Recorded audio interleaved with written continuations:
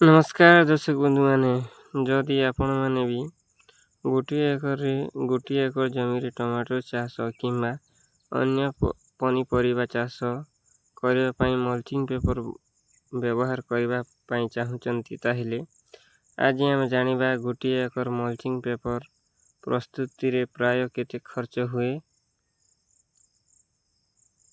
ଖର୍ଚ୍ଚ ହୋଇପାରେ ତାହା ଆଜି ଆମେ ଜାଣିବା।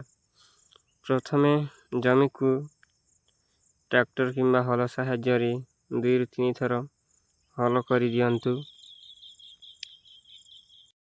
ହଳ କରିସାରିଲା ପରେ ରୁଟାଭିଟର ଚଲେଇ ଦିଅନ୍ତୁ, ଯାହାଦ୍ୱାରା ମାଟି ଆପଣଙ୍କ ଗୁଣ୍ଡ ହେବ ଏବଂ ମଲ୍ଚିଂ ପେପର ବିଛାଇବାରେ ସାହାଯ୍ୟ ହେବ। କାହିଁକି ନା ଯଦି ଆପଣଙ୍କ ମାଟିଟା ଢିଲ ଢିଲ ହୋଇଯାଉଛି, ତାହେଲେ ମଲ୍ଚିଂ ପେପରଟା କଣା ହୋଇଯିବ ଧୂପ ଦ୍ୱାରା।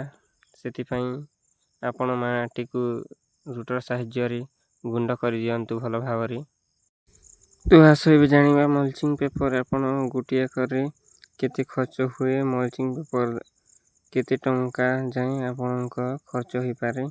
ମଲ୍ଚିଂ ପେପର ଗୋଟିଏ ଏକର ପାଇଁ ଆପଣମାନେ 12ରୁ 30 ହଜାର ଟଙ୍କା ମଧ୍ୟ ଖର୍ଚ୍ଚ ହୋଇପାରେ। 12,000 ଠାରୁ ଆପଣମାନେ ଆରମ୍ଭ କରି 30,000 ପର୍ଯ୍ୟନ୍ତ ମଲ୍ଚିଂ ପେପର ଆପଣମାନେ ଲଗେଇ ପାରିବେ।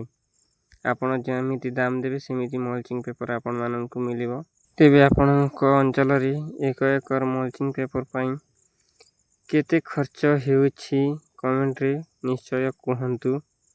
ଭିଡ଼ିଓଟି ଭଲ ଲାଗେ ଲାଇକ୍ କରନ୍ତୁ ଏବଂ ଏହି କୃଷି ଚ୍ୟାନେଲକୁ ସବସ୍କ୍ରାଇବ୍ କରନ୍ତୁ ଆହୁରି ଏମିତି ଭିଡ଼ିଓ ଦେଖିବା ପାଇଁ। ଆଉ ଯଦି ଆପଣମାନେ ବି ଚାହୁଁଛନ୍ତି, ତାହେଲେ ଫାଷ୍ଟରୁ ଲାଷ୍ଟ ଯାଏଁ ଆପଣମାନଙ୍କୁ ଯଦି ଭିଡ଼ିଓ ଦରକାର, ଯେମିତିକି ଟ୍ରାକ୍ଟର ହଳ କରିବାଠୁ ଆରମ୍ଭ କରିକି ଡ୍ରିପ୍ ପର୍ଯ୍ୟନ୍ତ କେତେ ଖର୍ଚ୍ଚ ହୁଏ, ତାହେଲେ ମୁଁ